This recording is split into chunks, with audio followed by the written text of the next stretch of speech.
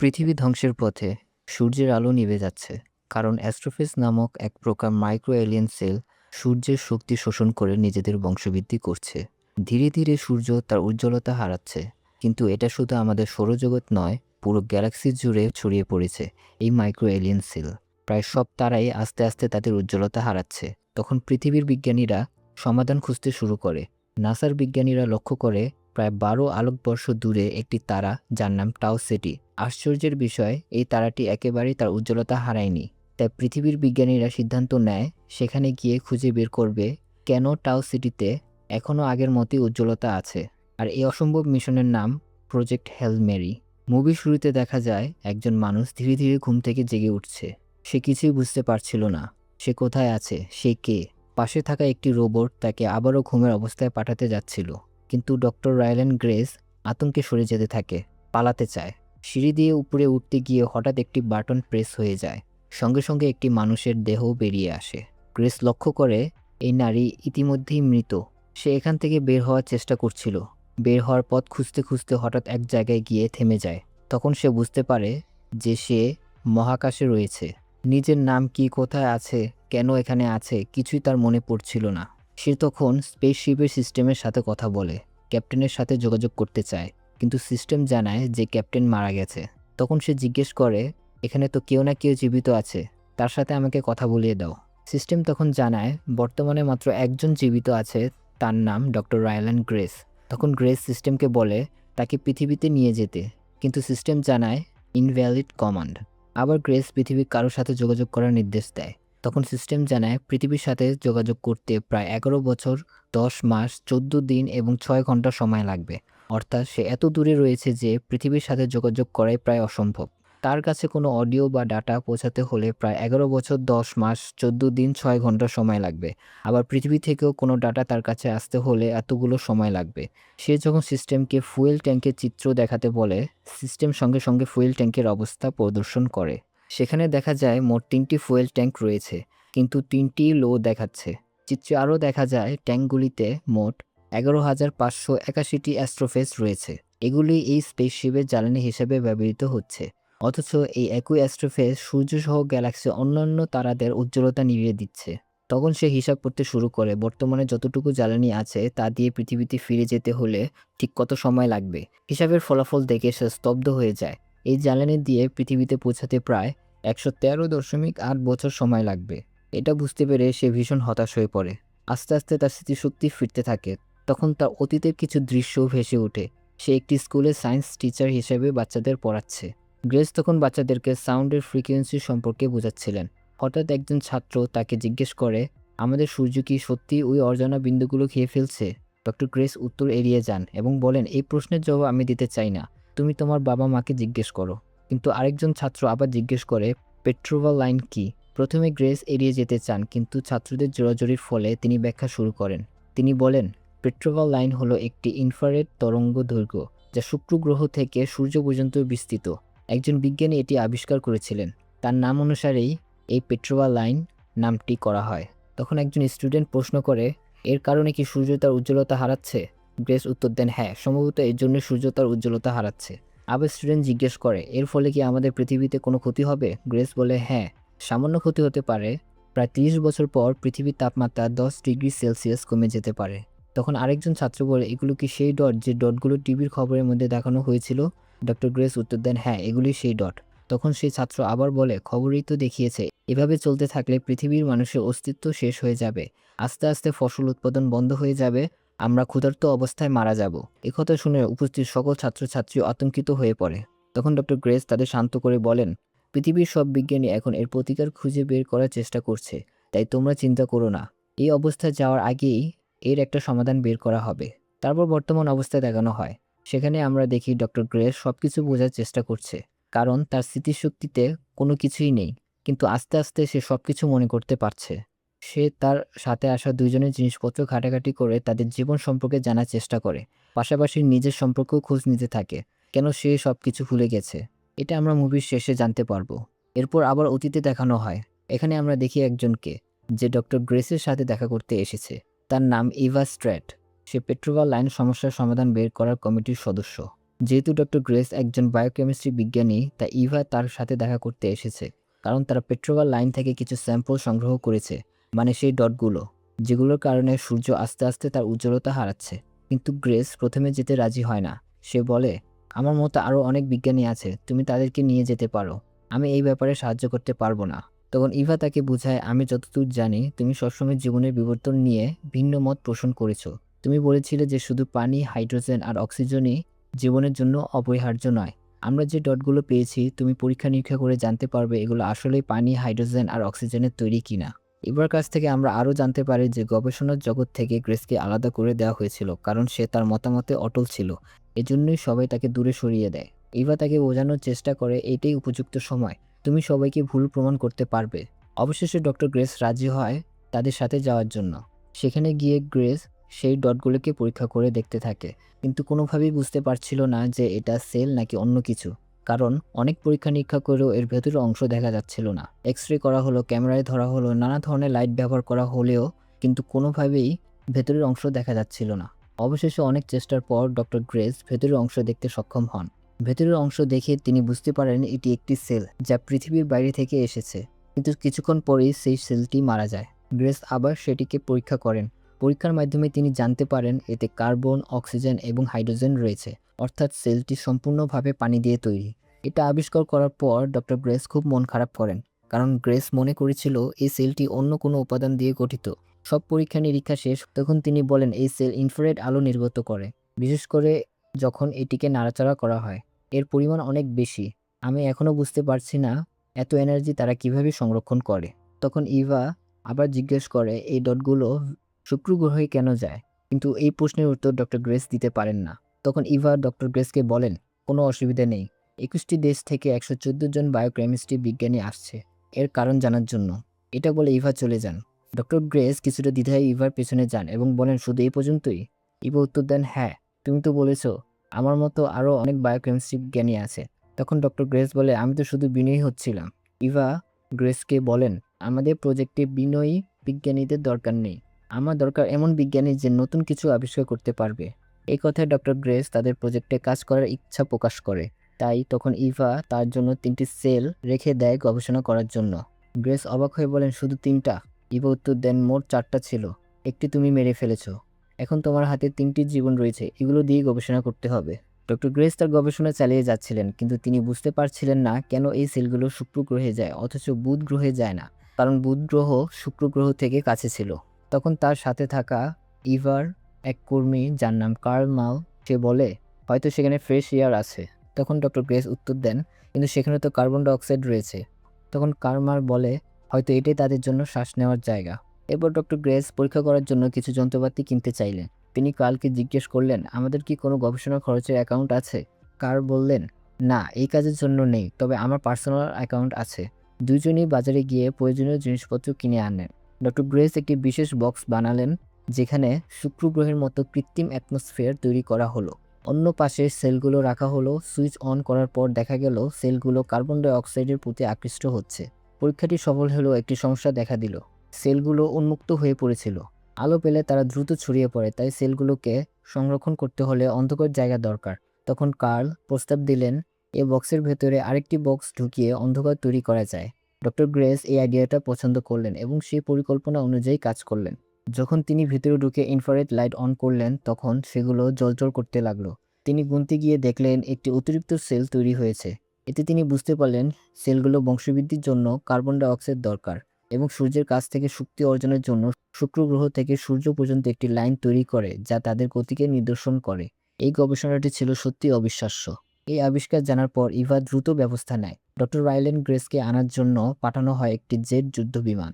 Grace ভেবেছিল তার জন্য হয়তো ছোটখাটো কোনো প্লেন পাঠানো হবে, কিন্তু আসলে পাঠানো হয়েছিল এমন একটি যুদ্ধ বিমান যা ঘন্টার প্রায় 300 কিলোমিটার গতিতে উঠতে সক্ষম। কারণ ছিল তাকে যত দ্রুত সম্ভব প্রজেক্ট হেল মেরির কেন্দ্রে নিয়ে আসা। এরপর প্লেনে করে তাকে নিয়ে আসা হয় এক বিশাল ঘাঁটিতে। সেখানে দেখা যায় এটি আসলে একটি যুদ্ধজাহাজের ঘাঁটি ছিল, যেখানে যুদ্ধ বিমানগুলো ওঠানামা করে। অবশেষে গ্রেসের দেখা হয় ইভার সাথে। ইভা তাকে জিজ্ঞেস করে, এই অ্যাস্ট্রোফেজ কি বড় আকারে উৎপাদন করা সম্ভব? গ্রেস উত্তর দেয়, হ্যাঁ সম্ভব, তবে এর জন্য আমার কিছু উপাদান প্রয়োজন। এগুলো পেলে আমি বড় আকারে উৎপাদন করতে পারবো। এরপর ডক্টর গ্রেসকে নিয়ে যাওয়া হয় বাকি বিজ্ঞানীদের কাছে। তারা তাকে জিজ্ঞেস করে, আপনি এটা কিভাবে আবিষ্কার করলেন? তখন গ্রেস ধৈর্য ধরে সবকিছুর ব্যাখ্যা করে, কিভাবে তারা অ্যাস্ট্রোফেজ আবিষ্কার করেছে। হঠাৎ একজন বিজ্ঞানী প্রশ্ন করে, অ্যাস্ট্রোফেজের 20 লাখ কিলো উৎপাদন করতে কত সময় লাগবে? গ্রেস অবাক হয়ে যায়। এত বিপুল পরিমাণ অ্যাস্ট্রোফেজ দিয়ে তারা কি করবে? সে প্রশ্ন তোলে। তখন ঘরে থাকা বিজ্ঞানীরা নিজেদের মধ্যে আলোচনা শুরু করে। গ্রেস বুঝতে পারে তাকে এখনও প্রজেক্ট হেল মেরি সম্পর্কে সবকিছু জানানো হয়নি।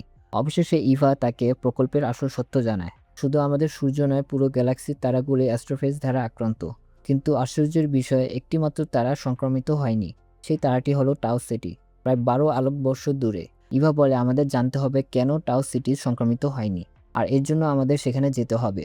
গ্রেস বিস্মিত হয়ে বলে, এত দূর যাওয়ার জন্য তো স্পেসশিপ বানানো সম্ভব নয়। ইভা দৃঢ়ভাবে উত্তর দেয়, স্পেসশিপ আমরা ইতিমধ্যেই বানিয়ে ফেলেছি, শুধু এর জন্য জ্বালানি দরকার, আর সেই জ্বালানি হবে অ্যাস্ট্রোফেজ। তখন গ্রেস অবাক হয়ে বলে, তাহলে আপনারা এমন একটি স্পেসশিপ বানিয়েছেন যা আলোর গতিতে ছুটে যাবে আর সেখানে গিয়ে খুঁজে বের করবে কেন সেই তারাটি সংক্রমিত হয়নি। এরপর গ্রেস জিজ্ঞেস করে, তারপরের পরিকল্পনা কি? ইভা উত্তর দেয়, আমাদের ফিরে আসার মতো পর্যাপ্ত জ্বালানি থাকবে না, তাই সেই জায়গায় সব তথ্য প্রোবের মাধ্যমে পৃথিবীতে পাঠানো হবে। গ্রেস আবার প্রশ্ন করে, তাহলে মহাকাশচারীদের কি হবে? ইভা গভীরভাবে বলে, তাদের জীবন শেষ হবে সেখানেই, তারা আর পৃথিবীতে ফিরতে পারবে না। এই কথা শুনে গ্রেসের মন ভেঙে যায়। সে বুঝতে পারে এই মিশন মানে শুধু বিজ্ঞানী নয়, বরং এক আত্মত্যাগের যাত্রা। বর্তমান দৃশ্যে দেখা যায় স্পেসশিপের ভেতরে ডক্টর গ্রেস তার 2 সহযাত্রী মহাকাশচারীর মৃতদেহকে মহাশূন্যে ছেড়ে দিচ্ছে। সে তাদেরকে আটকে রাখতে চায় না। তাদের মুখ তার কাছে পরিচিত মনে হলেও স্মৃতি হারানোর কারণে সে তাদেরকে চিনতে পারছে না। কিন্তু একাকিত্ব তাকে ভীষণ কষ্টই দিচ্ছে। একজন মানুষ কতক্ষণ কারোর সাথে কথা না বলে থাকতে পারে? গ্রেস সেই নিঃসঙ্গতার ভারে প্রায় ভেঙে পড়েছিল। তাই সে সিদ্ধান্ত নেয় তাদের পৃথিবীতে কাটানোর স্মৃতির প্রতি সম্মান জানিয়ে মহাশূন্যে মুক্ত করে দেবে। আর সেই মুহূর্তে সে প্রতিজ্ঞা করে, আমি এই মিশন পূর্ণ করার জন্য আমার সর্বোচ্চটা দেব। এই প্রতিজ্ঞা নিয়ে গ্রেস তার সহযাত্রীদের মহাশূন্যে বিদায় জানায়। তারপর গ্রেস মহাকাশে অনন্ত পথ পাড়ি দিতে থাকে। একসময় সে স্পেসশিপের হলোগ্রাম সিস্টেমে পৃথিবীর মতো এক সমুদ্রের দৃশ্য দেখে সেখানে বসে সমুদ্র উপভোগ করছিল। হঠাৎ স্পেসশিপের সিস্টেম তাকে জানায় স্পেসশিপটি এখন তাও সিটির তারার সামনে পৌঁছে গেছে, ইঞ্জিন এখন বন্ধ হয়ে যাবে। এই কথা শুনে গ্রেস ভয় পেয়ে যায়। সে বুঝতে পারছিল না ইঞ্জিন বন্ধ হয়ে গেলে কি হবে। তখন স্পেসশিপটি টাও সিটি এর অরবিটে প্রবেশ করে। ইঞ্জিন বন্ধ হয়ে যায় এবং গ্রেস শূন্যে ভাসতে থাকে। আতঙ্কে সে কিছু একটা ধরে স্থির হওয়ার চেষ্টা করে। তখন তার হাতে একটি দূরবীন আসে, সেটি দিয়ে দেখতে শুরু করে। ইনফ্রারেড ভিশন চালু করলে গ্রেস দেখতে পায় সেখানেও পেট্রোভাল লাইন রয়েছে, অর্থাৎ এখানেও অ্যাস্ট্রোফেজ সূর্য থেকে শক্তি নিয়ে কোনো গ্রহে গিয়ে বংশ বিস্তার করার চেষ্টা করছে। কিন্তু আশ্চর্যের বিষয়, টাও সিটি তারাটি তার উজ্জ্বলতা হারাচ্ছে না। গ্রেস লক্ষ্য করে পেট্রোভাল লাইনের মধ্যে একটি ফাঁক রয়েছে। সে মনোযোগ দিয়ে দেখতে চেষ্টা করে সেই ফাঁকের ভেতরে আসলে কি আছে। তারপর গ্রেস খেয়াল করে এক অদ্ভুত জিনিস তার স্পেসশিপের দিকে এগিয়ে আসছে। ধীরে ধীরে সেটি কাছে চলে আসে। গ্রেস ভয় পেয়ে যায়। সেই অদ্ভুত বস্তু তার স্পেসশিপের চেয়ে অনেক বড় এবং অচেনা। আতঙ্কে সে দ্রুত পাইলট সিটে বসে ইঞ্জিন চালু করে পালানোর চেষ্টা করে।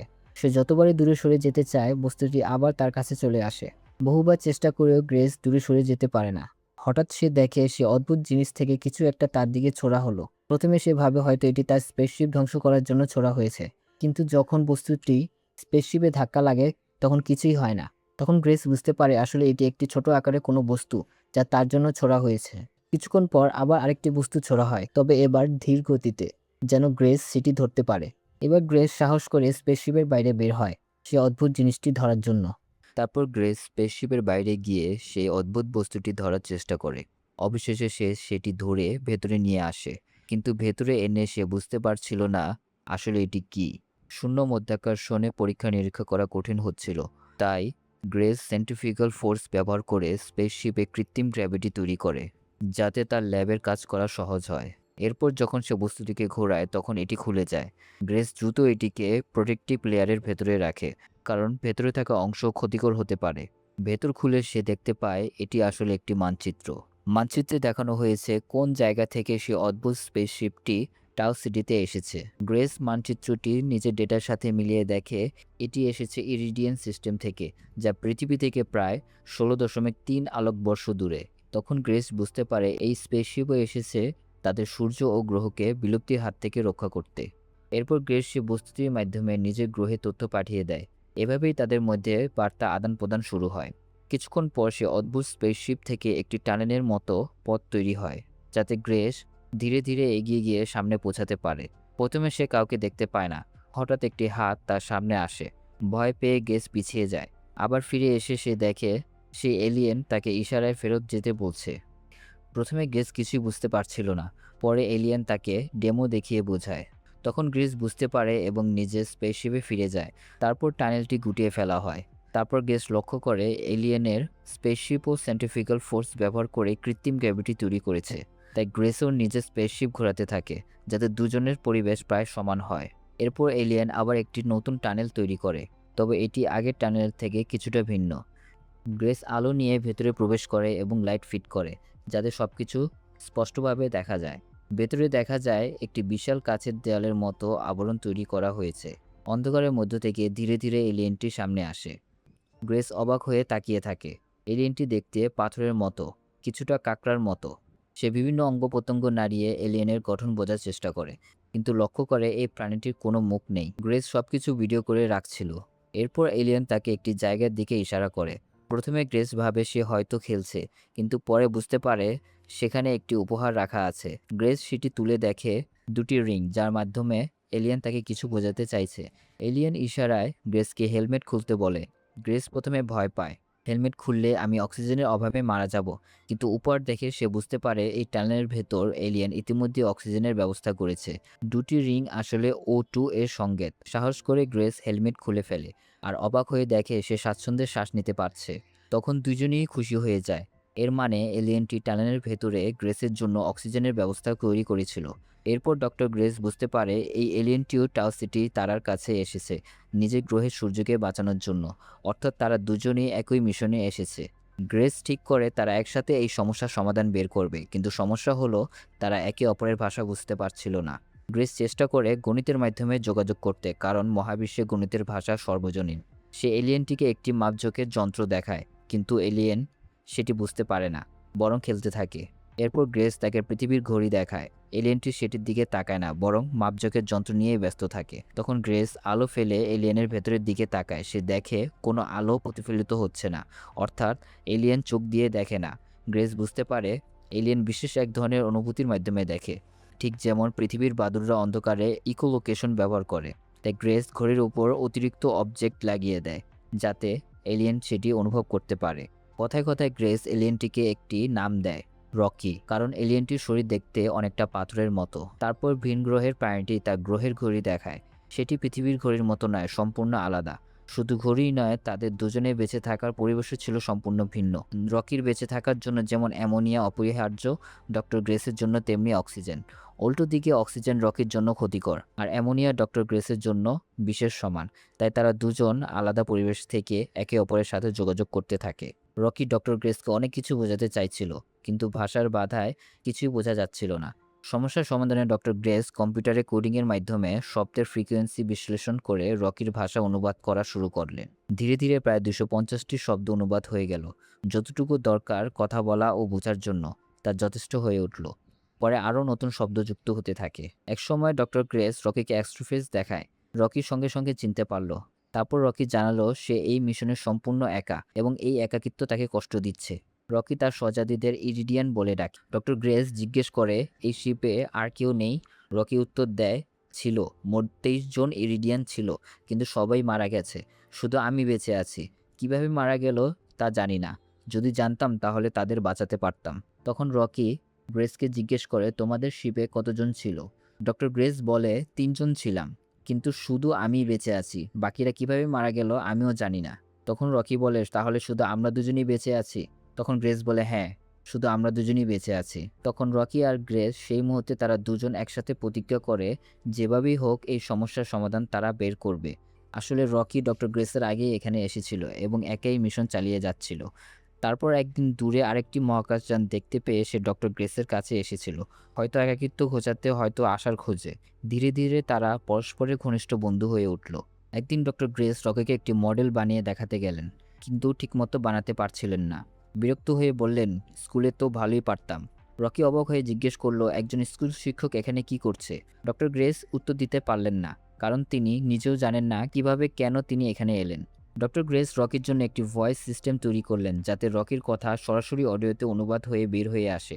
কাজ করতে করতে একসময় তিনি ক্লান্ত হয়ে পড়লেন এবং ঘুমানোর জন্য শিপে ফিরে যেতে চাইলেন, কিন্তু রকি তাকে সেখানেই ঘুমাতে বলল, কারণ রকি আগে তার স্বজাতি ইরিডিয়ানদেরও ঘুমাতে দেখেছিল, কিন্তু তারা আর কখনো জেগে ওঠেনি। তাই রকির মনে ভয়, ডক্টর গ্রেসও যদি ঘুমিয়ে যান তাহলে তিনিও আর ফিরবেন না।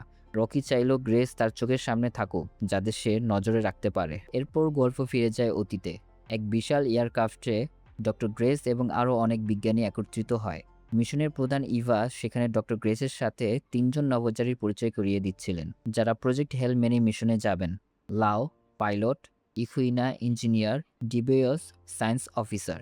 উল্লেখযোগ্য বিষয় হলো ডক্টর গ্রেসের এই মিশনে যাওয়ার কোনো কথাই ছিল না। 3জন নভোচারী মিশন শেষে কিভাবে নিজেদের জীবন শেষ করবেন তা নিয়ে শান্তভাবে আলোচনা করছিলেন, কারণ এটি ছিল সম্পূর্ণ একমুখী মিশন। ফিরে আসার মতো যথেষ্ট জ্বালানি থাকবে না। পৃথিবীকে বাঁচাতে তারা জেনে শুনেই মৃত্যুকে বেছে নিয়েছিল। ডক্টর গ্রেস নভোচারীদের অ্যাস্ট্রোফেজ শক্তি সরাসরি চোখে দেখালেন। মাত্র 1 গ্রাম অ্যাস্ট্রোফেজ দিয়ে 1 মেট্রিক টন লোহা সম্পূর্ণ গলিয়ে দেওয়া হলো। দৃশ্যটি দেখে সবাই হতবাক। এই ক্ষুদ্র সেলের শক্তি যে এত ভয়ঙ্কর হতে পারে তা কল্পনাও করা যায় না। এরপর দেখা যায় ডক্টর গ্রেস নভোচারী লাউকে তার আত্মত্যাগের জন্য প্রশংসা করছেন এবং বলছেন, আমার এত সাহস নেই। আমি যদি আপনার জায়গায় থাকতাম তাহলে আমি এখান থেকে পালিয়ে যেতাম। কথাটা শুনে লাউ হাসলেন। এই ছোট্ট দৃশ্যটি থেকে স্পষ্ট হয়ে যায় ডক্টর গ্রেসের এই মিশনে আসার কোনো পরিকল্পনাই ছিল না, অথচ তিনি এসেছেন। ঠিক কীভাবে তিনি এই মিশনে এলেন সেটা একটু পরেই জানা যাবে। তারপর আবার বর্তমানে ফেরা হয়। সেখানে আমরা দেখি রকি ডক্টর গ্রেসের শিপে চলে আসে একটা ছোট্ট বলে করে। মানে রকির জন্য এটা একটা স্পেস স্যুট। রকি অক্সিজেনে টিকে থাকতে পারবে না। তারপর রকি এবং ডক্টর গ্রেস দুজনে মিলে এই মিশন এগিয়ে নিয়ে যাওয়ার পরিকল্পনা করে। রকি ডক্টর গ্রেসকে কি করতে হবে, কখন করতে হবে সবকিছুই বলে দিচ্ছিল। এক প্রকার বলতে গেলে রকি ডক্টর গ্রেসের বস। তারপর ডক্টর গ্রেস রকিকে জিজ্ঞেস করে, তোমাদের অন্য ক্রু মেম্বাররা কোথায় ছিল যখন তারা মারা গেছে, এবং তুমি কোথায় ছিলে? তখন রকি বলে, তারা স্পেসশিপের মাঝখানে ছিল এবং আমি ছিলাম ফিউল ট্যাঙ্কের পাশে, যেখানে রকি তার ওয়ার্কশপের কাজ করত।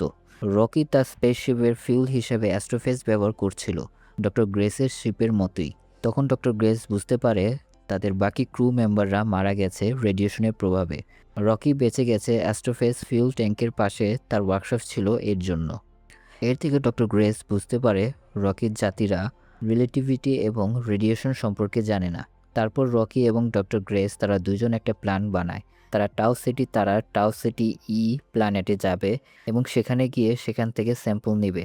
ঠিক কী কারণে এই গ্রহ থেকে জন্মানো অ্যাস্ট্রোফেজগুলো সূর্যকে ক্ষতি করতে পারছে না, এর জন্য তাদেরকে সেই প্ল্যানেটের অরবিটে যেতে হবে এবং সেখান থেকে এই অ্যাস্ট্রোফেজের স্যাম্পল কালেক্ট করতে হবে। তাই ডক্টর গ্রেস এর শিপ রকি এর শিপ থেকে আলাদা হয়ে সেই প্ল্যানেটের দিকে রওনা দেয়। সেখানে যেতে তাদের 11 দিন 14 ঘন্টা 4 মিনিটের মতো সময় লাগে। এই দীর্ঘযাত্রায় রকি এবং ডক্টর গ্রেসের মধ্যে গভীর বন্ধুত্বের সম্পর্ক গড়ে ওঠে। ডক্টর গ্রেস রকিকে আমাদের পৃথিবীকে দেখায়। রকি আমাদের পৃথিবীকে দেখে অনেক খুশি হয়। একটা সময় রকি ডক্টর গ্রেসকে জিজ্ঞেস করে, তুমি এখন সবচেয়ে বেশি কি মিস করছো? তখন ডক্টর গ্রেস বলে, আমি এখন কুয়াশাকে অনেক বেশি মিস করছি। আবার যখন ডক্টর গ্রেস রকিকে জিজ্ঞেস করে, এখন তুমি বলো তুমি সব থেকে বেশি কি মিস করছো?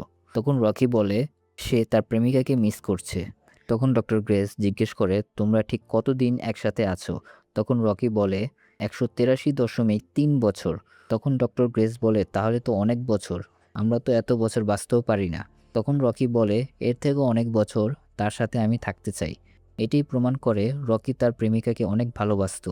রকি যখন ডক্টর গ্রেসকে জিজ্ঞেস করে, তোমার কি প্রেমিকা নেই? তখন ডক্টর গ্রেস বলে, ছিল, সে চলে গেছে। সে মনে করতো আমি স্বপ্নের দুনিয়ায় থাকতে পছন্দ করি, বাস্তবতা আমার থেকে অনেক দূরে, তাই আমাকে ছেড়ে অন্য একটা ছেলের সাথে সে চলে গেছে। এটা শুনে রকি মন খারাপ করে। তারপর অতীতের দৃশ্য দেখানো হয়, যেখানে সবাই ড্রিঙ্ক করছে, আনন্দ করছে, মজা করছে। তখন ডক্টর গ্রেস উপরে যায় এবং ইভার সাথে দেখা করে এবং বলে, আমি একটা জিনিস বুঝতে পারছি না, তাদের এই পার্টিটা কেমন যেন। ক্যাপ্টেন লাও এবং বাকি ক্রু মেম্বাররা জানে তাদের শেষ পরিণতি কী হবে, কিন্তু তারপরেও তারা অনেক হাসি খুশি। তখন ইভা বলে, এভাবেই তারা তাদের সাহস খুঁজে পায়। তারা তাদের পৃথিবীর শেষ মুহূর্তকে স্মরণীয় করতে চাচ্ছে। এর থেকে আমরা বুঝতে পারি যে প্রজেক্ট হেল মেরিতে যারা কাজ করছে তারা সবাই তাদের নিজেদের জীবন আত্মত্যাগ দিয়ে কাজ করছে। বিশেষ করে সে 3জন অ্যাস্ট্রোনট যারা এই প্রজেক্ট হেল মেরিকে বাস্তবায়ন করবে। তারা সমস্ত মানবজাতি এবং পৃথিবীকে বাঁচানোর জন্য শেষ প্রচেষ্টা করছে। তারপর বর্তমানের দৃশ্য দেখানো হয়, এই দৃশ্যটা আসলেই খুবই চমৎকার ছিল। তারা অবশেষে সেই প্ল্যানেটটিতে এসে পড়ে এবং প্ল্যানেটটি দেখতে ভয়ানক সুন্দর ছিল। আমার মনে হয় পৃথিবীতে বা মহাবিশ্বে সবকিছু সুন্দর জিনিসগুলোর যেগুলোতে কাছে যাওয়া যায় না কিন্তু দেখতে অনেক সুন্দর, এক কথায় বলতে গেলে ভয়ানক সুন্দর যাকে বলে। প্ল্যানেটটি দেখতে সবুজ এবং হালকা কমলা কালারের ছিল, যা ডক্টর গ্রেসকে মুগ্ধ করে ফেলে। তারপর ডক্টর গ্রেস সেখান থেকে অ্যাস্ট্রোফেজ এর কালেকশন শুরু করে এবং সফলভাবে সেগুলোকে তার স্পেসশিপের ভেতরে নিয়ে আসে। ডক্টর গ্রেস টাও সিটিতে পাওয়া অ্যাস্ট্রোফেজগুলো পরীক্ষা করতে থাকে। সে লক্ষ্য করে এগুলো কোনোভাবেই বংশবৃদ্ধি করছে না, অর্থাৎ কোনো কারণে এখানে অ্যাস্ট্রোফেজগুলো বাড়তে পারছে না। আরও গভীরভাবে পরীক্ষা করে গ্রেস বুঝতে পারে এখানে অ্যাস্ট্রোফেজ ছাড়াও অন্য ধরনের ব্যাকটেরিয়া রয়েছে। এই ব্যাকটেরিয়াগুলো অ্যাস্ট্রোফেজের বৃদ্ধি বাধা দিচ্ছে। তখন রকি উপলব্ধি করে টাও সিটি সিস্টেমের এই গ্রহে এমন কিছু রয়েছে যার কারণে অ্যাস্ট্রোফেজগুলো সেখানে গেলে আর সূর্যে ফিরতে পারে না। আসলে সেই গ্রহে বিশেষ ধরনের ব্যাকটেরিয়া আছে যা অ্যাস্ট্রোফেজকে আক্রমণ করে এবং খেয়ে ফেলে। এর মানে টাও সিটি তারার উজ্জ্বলতা হারাচ্ছে না, কারণ এই ব্যাকটেরিয়াগুলো অ্যাস্ট্রোফেজকে ধ্বংস করছে। তখন তারা দুজন একটি পরিকল্পনা করে। তারা সেই গ্রহের বায়ুমণ্ডলে যাবে এবং সেখান থেকে অ্যাস্ট্রোফেজ বক্ষণকারী ব্যাকটেরিয়াগুলোকে স্পেসশিপে নিয়ে আসবে আর এই তথ্যগুলো পৃথিবীতে পাঠাবে। কিন্তু এই গ্রহটির বায়ুমণ্ডল ছিল অত্যন্ত কঠিন, কারণ এখানে পৃথিবীর তুলনায় অনেক বেশি বায়ুমণ্ডলীয় চাপ রয়েছে যা তাদের স্পেসশিপকে ভেঙে চুরমার করে দেবে। তাই রকি একটি পরিকল্পনা করে। সে 5 কিলোমিটার দৈর্ঘ্য একটি চেইন বানাবে। যেহেতু রকি ইঞ্জিনিয়ারিংয়ে পারদর্শী, অর্থাৎ 5 কিলোমিটার দৈর্ঘ্যের একটি চেইন বানিয়ে সেই ব্যাকটেরিয়াগুলোকে ক্যাপচার করবে। তখন ডক্টর গ্রেস স্পেসশিপের বাইরে গিয়ে সেই চেনটিকে তুলে ভেতরে নিয়ে আসবে। গ্রেস যখন ভিডিও রেকর্ড করছিল তখন রকি জানতে চায়, তুমি যে ভিডিওগুলো রেকর্ড করছো এগুলো কি পৃথিবীর মানুষ শুনতে পারছে? গ্রেস বলে, না, পৃথিবী এখান থেকে অনেক দূরে। আমাদের মিশন যখন পূরণ হয়ে যাবে তখন আমি এই রেকর্ডগুলো পৃথিবীর উদ্দেশ্যে পাঠিয়ে দেব। এটা শুনে রকি অবাক হয়ে জিজ্ঞেস করে, তুমি নিজে গিয়ে সবাইকে বলে দিতে পারো তো? তখন ডক্টর গ্রেস বলে, তার জন্য এটা ওয়ান ওয়ে টিকিট। আমার পৃথিবীতে যাওয়ার জন্য পর্যাপ্ত অ্যাস্ট্রোফেজ নেই। রকি আবার জিজ্ঞেস করে, তাহলে গ্রেসের কি হবে? গ্রেস বলে, কয়েক বছর লাগবে আমাদের খাবার শেষ হতে। আমি এই স্পেসশিপের ভেতরেই মারা যাব। এটা শুনে রকি কষ্ট পায়। তখন রকি জিজ্ঞেস করে, তোমার কতগুলো অ্যাস্ট্রোফেজ দরকার? গ্রেস উত্তর দেয়, আমার প্রায় 20 লাখ অ্যাস্ট্রোফেজ দরকার পৃথিবীতে পৌঁছানোর জন্য। তখন রকি হিসাব করে গ্রেসকে জানায়, আমি 20 লাখ অ্যাস্ট্রোফেজ দিতে পারবো। এর ফলে আমার গ্রহে ফিরতে 6 বছর বেশি সময় লাগবে, কিন্তু অসুবিধা নেই, আমি তোমাকে বাঁচাতে পারবো। রকির ক্রু মেম্বাররা মারা গেছে, আমি তাদের বাঁচাতে পারিনি, কিন্তু গ্রেসকে বাঁচানো যাবে। এটা শুনে ডক্টর গ্রেস আবেগপ্রবণ হয়ে পড়েন। তারপর তাদের পরিকল্পনা অনুযায়ী তারা আবার সেই গ্রহে যায়। সেখানে গিয়ে রকির বানানো চেইনের মাধ্যমে সেই মেশিনটিকে নামানো হয়, যার মাধ্যমে ব্যাকটেরিয়াগুলোর নমুনা মেশিনটি সংগ্রহ করতে পারে। মেশিনটি যখন নমুনা সংগ্রহ করে ফেলে তখন ডক্টর গ্রেস স্পেসশিপের বাইরে যান সেই মেশিনটিকে স্পেসশিপের ভেতরে আনার জন্য। কিন্তু যখন সেই মেশিনটি ডক্টর গ্রেসের হাতে আসার পরেই একটি দুর্ঘটনা ঘটে। সেই মেশিনটি স্পেসশিপের নিচে পড়ে যায়। ডক্টর গ্রেস যখন আবার সেই মেশিনটিকে আনতে যায় তখন রকি গ্রেসকে বারণ করে, কারণ স্পেসশিপটি ধীরে ধীরে সেই গ্রহের ভেতরে চলে যাচ্ছে। রকি বলে, এই মিশন আমরা আবারও চালাতে পারবো, তুমি ভেতরে চলে এসো। কিন্তু গ্রেস বলে, আমরা বারবার এই ঝুঁকি নিতে পারবো না। তখন অনেক কষ্টে গ্রেস এই মেশিনটিকে স্পেসশিপের ভিতরে নিয়ে আসে, কিন্তু ততক্ষণে স্পেসশিপটির অনেক ক্ষতি হয়ে গেছে। তাছাড়া সেই গ্রহটির মধ্যাকর্ষণ শক্তি স্পেসশিপটিকে ধীরে ধীরে নিজের দিকে টেনে আনছিল। তখন গ্রেস সর্বোচ্চ গতিতে স্পেসশিপটিকে সে গ্রহ থেকে দূরে সরিয়ে আনার চেষ্টা করে এবং সফল হয়, কিন্তু সেই গ্রহের মধ্যাকর্ষণ শক্তি এতটাই বেশি ছিল যে আবার সেই স্পেসশিপটিকে গ্রহের ভেতরে টানতে থাকে। তখন গ্রেস দেখতে পায় ফুয়েল ট্যাঙ্কি ফুটো হয়ে গেছে। এখন এই ফুয়েল ট্যাঙ্ক স্পেসশিপ থেকে বিচ্ছিন্ন করতে হবে, তা না হলে স্পেসশিপটি বিস্ফোরিত হয়ে যাবে। তাই গ্রেস যে ফুয়েল ট্যাঙ্কগুলোতে ফুটো হয়েছিল সেগুলোকে বিচ্ছিন্ন করে ফেলে, অর্থাৎ বিচ্ছিন্ন করার কারণে স্পেসশিপটি প্রচণ্ড জোরে ঘুরতে থাকে, যার ফলে গ্রেস তার মাথায় প্রচণ্ড আঘাত পেয়ে জ্ঞান হারিয়ে ফেলে। এটা দেখে রকি তার নিজেকে ধরে রাখতে পারেনি। সে তার কাচের খোলস ভেঙে গ্রেসকে বাঁচাতে যায়, নিজের জীবনকে বিপন্ন করে। কারণ রকি গ্রেসের স্পেসশিপে অক্সিজেনে বাঁচতে পারে না, তার শরীর পুড়ে যাচ্ছিল। সে কোনোভাবে স্পেসশিপটিকে স্থিতিশীল করে গ্রেসকে সেই রোবটের কাছে নিয়ে যায়। সে রোবট গ্রেসকে একটি ইঞ্জেকশন দিয়ে বাকি চিকিৎসা করতে থাকে। সেখানে আমরা দেখি রকির শরীর পুড়ে যাচ্ছিল এবং গ্রেসেরও আস্তে আস্তে জ্ঞান ফিরছিল।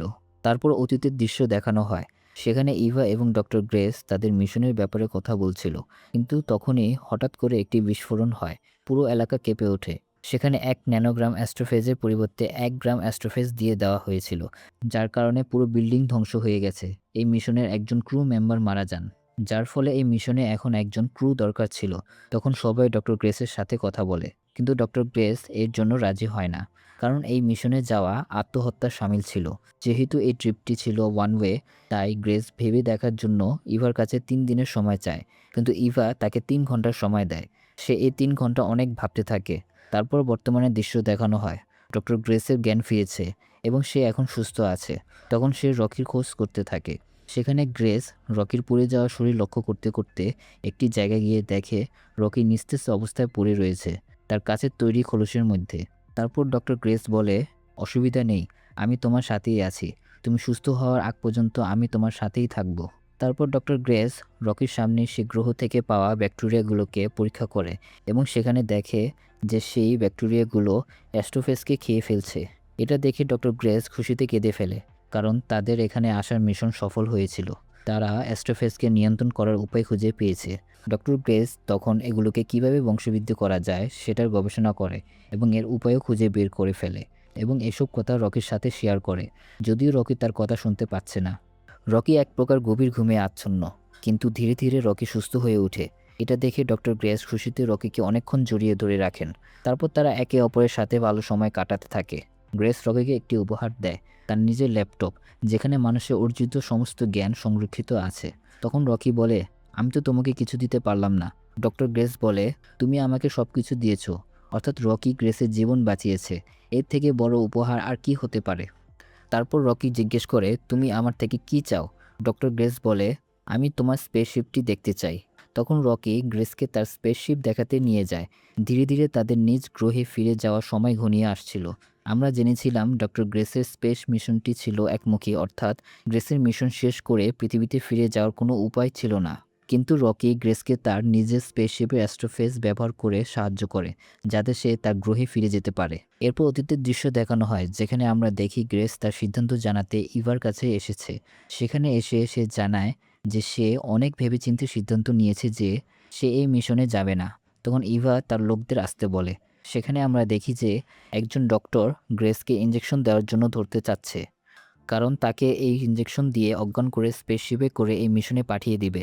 কিন্তু গ্রেস তাদের কাছে কোনোভাবেই ধরা দিচ্ছে না।